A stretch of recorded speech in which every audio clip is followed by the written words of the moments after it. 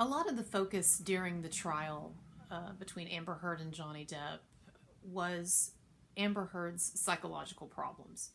The fact that she was diagnosed with borderline personality disorder and histrionic personality disorder, and some time, as you know, was spent in court breaking down what this means. And for some people who didn't know much about these disorders, it was quite a revelation.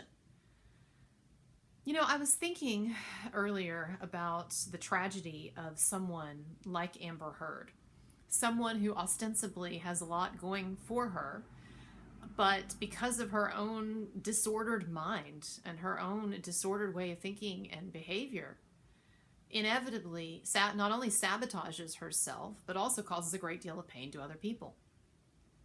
Now, as a number of you know, I like to look at celebrity stuff at times from more philosophical perspectives. I like to look at and examine these celebrity controversies for what they tell us about our own lives. And I think that one of the sort of implicit philosophical and even spiritual conundrums that someone like Amber Heard raises is that despite their very toxic and alienating behavior and despite the fact that they cause suffering to really everyone around them, people who suffer from these toxic personality disorders, and I'm talking here too generally about the people who don't get help, right? As we know, there's a small number of people with BPD and NPD who are able to break through that barrier to self-recognition and are able to face their flaws and their thoughts and get help. And that's not what I'm talking about, but I'm talking about the majority of people who suffer from these very entrenched, inveterate conditions. How else to put this? What is their function in life? And I'm not saying that at all with any kind of sarcasm. As a number of you know, I believe in God. It's okay if you don't, all right? But as a number of you know, I do believe in God, though I don't subscribe to any particular religious philosophy. And if you want to know more about my beliefs or my philosophy about life, look at my philosophy videos under the philosophy playlist. There's a lot of stuff that I talk about, lots of different topics related to lots of things, including the meaning of life. But for those of us, many of us who believe in God, and moreover believe that there is some deeper purpose to life, to what we're doing here, although we don't really know what it is. We can only guess at it, and religions can only make a feeble attempt to try to grasp it or understand it. Many of us do believe in God and do believe that there is some kind of purpose for our lives, something that we're supposed to be learning or doing here, a kind of a spiritual journey, a kind of a spiritual evolution. And people who suffer from personality disorders, whether it's NPD or BPD or it's psychopathy or whatever, these kinds of disorders make it almost impossible for them to live what we would say are satisfying or meaningful lives, or lives that contribute in a beneficial way to society and to the people around them. It seems like people with these disorders are the opposite, that they are walking weapons of mass destruction, right? And if you've ever known someone who had one of these disorders and who was not facing up to it, which is unfortunately most of them, as a classic trait of these types of personality disorders is the inability to face up to one's own problems and culpabilities and flaws, and a sort of distortion field of false thinking. Because these people are so toxic and they bring so much pain and suffering not only to themselves but to people around them. I think that people like this pose a kind of very deep implicit challenge to our notion of meaning in life, because what I keep hitting up against, and that's not to say that I don't believe life isn't meaningful, because there are people like Amber Heard in the world, but the question that I am posing is this: if there is a God, and if God, or if the universe has a plan or an intention for all of us, or if we're all down here doing something worthwhile, then my question is this: what is God's purpose for Amber Heard? What is God's purpose for Amber Heard? Did God, intend that this would be her life? Is this the best that Amber Heard can hope for, is to be a walking weapon of mass destruction for her entire life and miserable at the same time? Or has God been trying to get through to Amber And she's just, she just keeps missing it, like someone who keeps missing the off ramps on the interstate, on a highway. This may seem like a silly question, but this is actually very important, because there are a lot, and this is what I'm really getting at. There are a lot of people who are trapped in relationships with those who have personality disorders and who are causing them a great deal of pain. Whether it's people who are married to someone with one of these, who's BPD or NPD or whatever, or whether it's a brother or a sister, or whether it's a boyfriend or girlfriend or coworker or mother or child. Most of us at some point in our lives will be forced to deal with people who have these very destructive personality disorders. And one of the reasons why it is so hard for people who are in these relationships with these people to leave is because they see the good in them. They see that these people are not wholly disordered. They're not all bad. That, like, I'm sure Johnny Depp, I'm sure one of the reasons he stayed with Amber and kept giving it a shot as long as he did is because he looked at her and he saw that little girl. That little girl who, let's face it, was probably suffered abuse growing up or saw a lot of abuse. I do believe what Jennifer Howell said about what Whitney had told them, that they went through hell. I mean, that dad seems like a scary piece of work. Didn't Johnny Depp even testify that he was kind of scary? I can't remember what he said about it. Maybe not. But Amber Heard's dad, he was, by the accounts that we've heard, he was violent growing up, and she was exposed to violence. And look, people don't just magically become BPD or magically become NPD. What's going on with someone like Amber Heard or one of these other people with these disorders, right, is that either it's a biological thing, either their brain wiring is off or it malfunctioned at some point, or they're a result of trauma and abuse and experiences that they had growing up that changed, that made their thinking, that made their psyches, their minds this way. The difficult truth is that none of us created our brains. Now, of course, we can choose to do things that make life more difficult for us. If you have someone who's addicted to something and they keep taking that substance, they keep changing their brain over time, they have some culpability there. But everything that I've read about NPD and BPD and these types of disorders, they are laid down in early childhood, and there is no free will, there is no choice, there is no nothing. It is a blueprint, it is a programming. You and I, all of us, we are programmed either by nature or by nurture, or both. And our personalities are mostly established by the age of 6. That's what most psychologists and psychiatrists and experts agree on. You think you had a lot of choice in determining who you became prior to the age of 6? So this raises a real conundrum for us because, quite frankly, I cannot see where someone like Amber Heard is ultimately culpable for who she is. I know that we have to punish her. Like, I know she had to go to court. I know Johnny had to do what he had to do. Like, there have to be consequences. Otherwise, the world would be just totally disordered if we just let everybody do whatever they want, hurt people, and there's no repercussions. But in terms of ultimate culpability, I've talked about this before. If you want to look to the root of why someone is why they are, that's it. It's either God, or if there's no God, then it's just the state of things. But who would choose to be crazy? Who would choose to be borderline? Who would choose to be NPD? Who would choose to be one of these miserable people if they could? They could choose differently. But someone like Amber Heard's not even aware that there's something wrong with her because that's part of her disorder. And so it is very much a kind of a paradox. It's a kind of a conundrum. And the reason that I bring this up is not because I'm trying to get us to have sympathy for Amber Heard, but I'm trying to get us to have sympathy for people like Johnny Depp and the many, many others who are long suffering and who stay in these situations much longer than makes sense to anyone else, right? Like, all of Johnny Depp's friends were trying to get him to leave her and everything. People stay in not because they're masochistic or because they're dumb. They stay in because they have become close enough to that person to see that there is more going on there than the disorder, than the personality disorder. And once you see that, it then becomes very, very tricky because you recognize that the person who is disordered is actually trapped. They are trapped in a cage. And whether it's God's making or in some way their own making, they're trapped.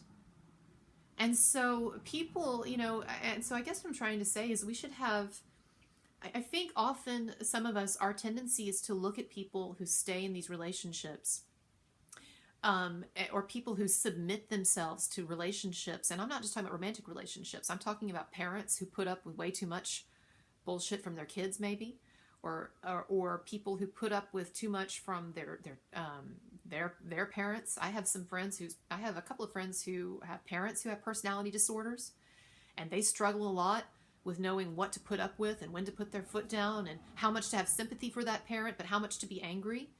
We want to be angry. People mistreat us. People with personality disorders in our lives, they abuse us. We're angry. That is a natural and healthy response. But the problem that we find is that sooner or later that anger seems to be short-circuited by the dawning realization that the people who are hurting us are themselves victims. We're all victims of other victims. And so it's not just weakness that makes people stay or that makes people put up with this stuff. I grew up with a dad who was in PD. He's not alive now, but he was in PD, and I was off and on scared of him. He was in some ways very sadistic. Some stories that I, probably shouldn't tell, right? But things, not good things, right? And my mom never, he was very emotionally, psychologically abusive to her and to us, and it was a very often miserable household. And I used to look at my mom, and I used to think, you're so pathetic. Why don't you leave? Why don't you leave? And for a long time, I had a lot of anger about that until I got older and I realized that it's just not that simple. And I started to see that there were a lot of other things going on in her life and in her mind that compelled her to stay as long as she did.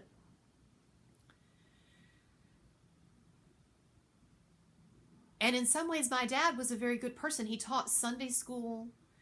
There were a lot of things paid for all my dance lessons and camp. And there were times, and the things that I'm interested in life, history, politics, film, most of those things came from my dad's interest, right? And so I know that probably most of you can identify with this feeling, even if your parents didn't have a personality disorder, even if they were great parents, where you look at them and you're trying in your mind to sort out the good from the bad, and it's so difficult to realize that both of those are in one person.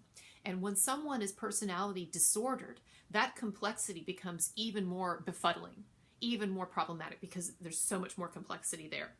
And just when people think they have a handle on what's going on, there's a flip, right? If you've been in a relationship with someone who has a personality disorder, you know what I'm talking about.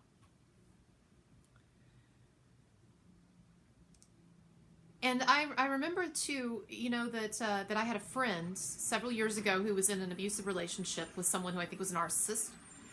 And I kept trying to convince her to,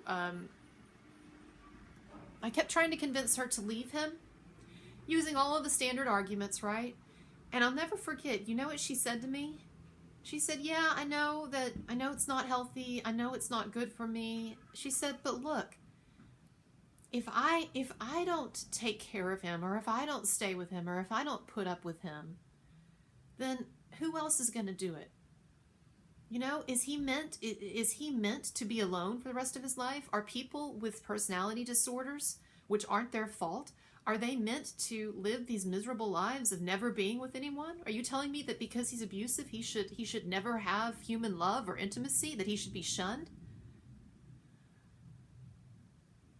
I knew in a way it was a rhetorical question she was asking, but it kind of stopped me for a second. And I don't want anyone to think that I'm providing justifications for you staying with abusive people. If you're in an abusive relationship, if you're in a relationship with someone with a personality disorder, my bottom line is always going to be, get the fuck out of there. Because it is almost impossible you will make any change in that person, and your life will become degraded to the point where you will be no help to anyone, and it'll just end up ending as a big mess. So get it over with fast, get out, do what you're meant to do with your life, be a flourishing, successful human being, and let God deal with these problems and these problematic people. It's not your responsibility. But I do understand the thinking. I understand what she was saying. What she was really implicitly saying is, Does God not have a plan or love for the abusers? Right? We all think that God has an interest in our lives. I know not everybody. Some of you are atheists or don't subscribe to this view, but a lot of us think that there's a reason for what we're doing, and God has his eye on us, and there's a plan and a purpose. But then, what is Amber Heard's purpose? Or let me go you one even worse. What was Ted Bundy's purpose? Or was there a great life he was supposed to have, and he just gave into his demons a little too much? There is a really interesting, speaking of serial killers, there is a real interesting TV show on Hulu right now. It's called The Patient, and it's starring Steve Carell and Domhnall Gleeson. And Steve Carell plays a psychiatrist, a therapist. Maybe it's a psychologist, but anyway, therapist. And Domhnall Gleeson plays a serial killer. And he is a serial killer who is wanting to get help. He's wanting to fight his urges and fight his compulsions and fight his problem. So he kidnaps this therapist and locks him in a room in the middle of the woods. And he won't let this therapist go until the therapist has given him enough therapy to cure him. Now, I haven't finished the show, and I wouldn't want to tell you how it ends anyway. But that's the premise. And what's really fascinating about this show, so what you actually watch in this show is you see therapy between a therapist and a serial killer, as the therapist is trying to get in there and unloosen whatever's all knotted up that's making this guy feel like he needs to kill people. But what's really interesting is that it does something. It has maybe, how do I say this? It's maybe the first time that I've ever seriously considered the plight of a serial killer. Like, what if you were actually born with those compulsions? Or what if through the early experiences of your life, you developed these compulsions that were so strong that you could not resist them, but there were compulsions to do horrible things? What is someone supposed to do with that? Well, obviously they're supposed to fight their compulsions. They're supposed to not give in to them. I understand. But, how many of you have tried to go on a diet? I'm sorry to compare serial killing to eating chocolate cake, but there's a metaphor here. How many of you have tried to go on a diet and you haven't lasted one day? So you can't control your compulsions to eat chocolate cake, but you expect some, psycho to control his or her compulsions that are much stronger. I'm not justifying serial killing, God knows. And I'm probably going to get shit from some of the Amber Heard stands for associating Amber Heard with serial killers, but that wasn't my intent either. What I'm talking about is people who are afflicted with very severe disorders, psychological disorders, and the fact that society, that we have not found a way to deal with it. And so I guess what I'm trying to get at here is that if you are in a relationship with someone who has a personality disorder or there's abuse and you're struggling, don't be down on yourself that you haven't found a way to extract yourself yet. You should find a way. But if you haven't, it's understandable. It is a tough conundrum, and there are not easy answers. And and if you have a child, let's just go even deeper. It's one thing if you have a spouse that you can walk away from, or you have a parent that you can cut off contact with, or a sibling or a friend. But when it is your child, that is a pickle, because it is very difficult to determine what is the obligation that a parent has to a child, especially if that child is making the parent's life miserable, especially if that child is a walking, weapon of mass destruction, especially if that child is now out of the house, is an adult, it's one thing to feel like you've got to put up with something until you get them through their teenage years, right? But then what if that person, what of the relationship after that? And I think that it's even more difficult for parents because the parent has a kind of implicit guilt. When the child is fucked up, that is seen as a reflection of the parent, either the parent's bad genes or the parent's bad parenting that somehow produced this kind of monster. And I use the word monster metaphorically, right? But this disordered person. And so the parent looks at the child and the parent thinks, I can't abandon that kid. I can't cut off contact, even though they're stealing from me, they're draining my finances, they're wrecking my health, they're whatever. I can't, because that's my responsibility. And that is the deepest. If you are a parent with a kid who has those kinds of problems, this is one reason I'm not a parent, because I can't handle it. But if you are a parent who has a kid with deep problems, whether it's psychological disorders or addictions or whatever, you have my sympathy for that. Because that is not, I've seen that road. I've seen that road firsthand, and that is not.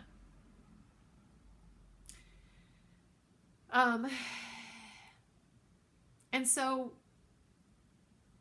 often in life we're not left with the easiest of answers. And so I think it's interesting to recognize that, and that's just something that popped into my head.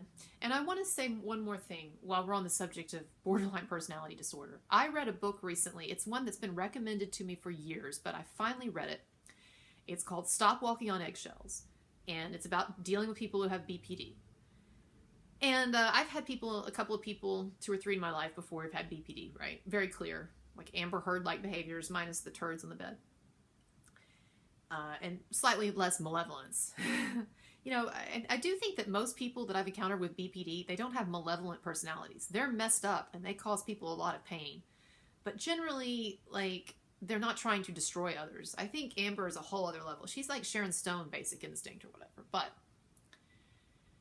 But anyway, there was some interesting advice in this book, and one thing in particular, I just want to tell you because I think it's some great advice in general for dealing with people who have personality disorders.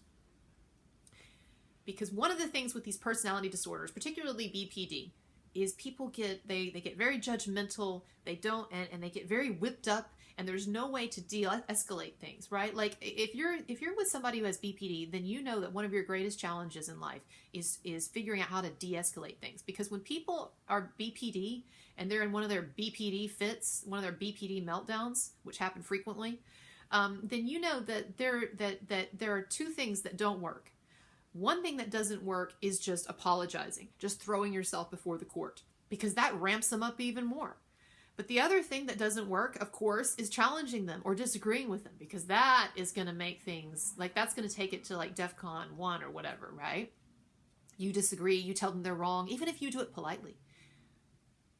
So what do? Well, that to me was always the biggest conundrum. What do I do when I'm in a conversation with this person?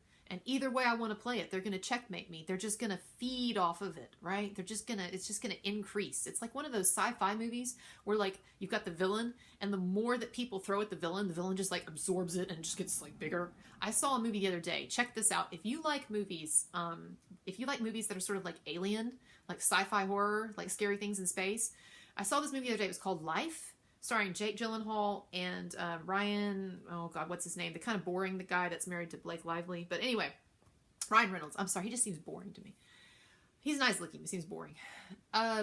Anyway, so there's this movie about this alien that's loose on their ship. But the interesting thing about this alien is, like, whatever they throw at it, right? Like, they point fire at it or whatever. Like, it just keeps absorbing stuff, right? And then, like, it'll eat people, and everything just keeps getting bigger, right? And I feel like that's how like some of these personality disorders are. Whatever you're throwing at it, it just keeps like getting worse. But this book had an idea. It said that when you were dealing with someone who is borderline and you're in one of these conflicts, you treat them like if you were the owner of a business establishment and they were an irate, crazy customer complaining about something illegitimate. You treat them like you would if you were the owner of the establishment. So what that means is, you basically walk the line between the 2 options of apology and challenge. And you get kind of right in the middle. You get right in the pocket, right? And what you do is, on the one hand, you express empathy for their feelings, their subjective feelings. But you do not concede the points that they are making if they're incorrect. You do not concede the truth. And you maintain throughout a kind of polite but disinterested tone, because what they're trying to do, the borderlines, whether they know it or not, they're trying to get that attention, positive, negative, whatever, it doesn't matter, trying to feed off of it. But if you just kind of ice over, and just sweet and polite, and you say something like this. Let's say I'm in a fight with someone who's borderline, and they say to me, Kristen, you never, how do I put this? What's something someone might complain about? Kristen, you're always dismissive of the points that I make. Now, my inclination is going to be like, no, I'm not always dismissive. Remember when you said that? And I said that was a good point. And then you said that and that. Or my inclination might be like, yeah, you're right. Let's move on. Well, neither of those work, right? They feed off either one. So what you do is you say, I can see you're really frustrated. It must really feel bad to feel so frustrated and to have to deal with you know, with those feelings. I know that's rough. That's all you say. And if you do that, they'll keep trying to like get you to come in. Oh yeah, you care about me. You don't care about me. That's all you got to say. No, no, no, no. I'm really sorry you're having a rough day. I'm really sorry. You don't laugh at the end like that. And I have to tell you, I tried it out and it did help. And the thing is though, like you can't get caught. You have to stay in the pocket, right? So you stay polite. You just kind of keep giving that empathy back to them. If there's something that you can do to make things better, right? Just like with the irate customer. I'm sorry you're having a rough day. Is there anything I can do? And then if they start criticizing, well, you could, but you don't care. I'm sorry you're having a rough day. You just keep doing that. See what happens. I tried it out and it did work. So I don't know, but I thought that was interesting advice at the very least. So next time you are with a personality disordered person who is having a meltdown, just remember, I am in customer service and I am Zen. Okay. I don't know if that'll work or not, but anyways, I hope y'all got something out of this. Check out my recent videos. I think you'll find them interesting if you haven't. And also my playlist where I've got all these different videos on psychology and philosophy. Or if you're into the Amber Heard stuff, I got a lot of videos about the trial about that too. As always, like, subscribe. Please support me on PayPal, Patreon. All you need is a credit card and every little bit helps. And y'all have a great day. Bye.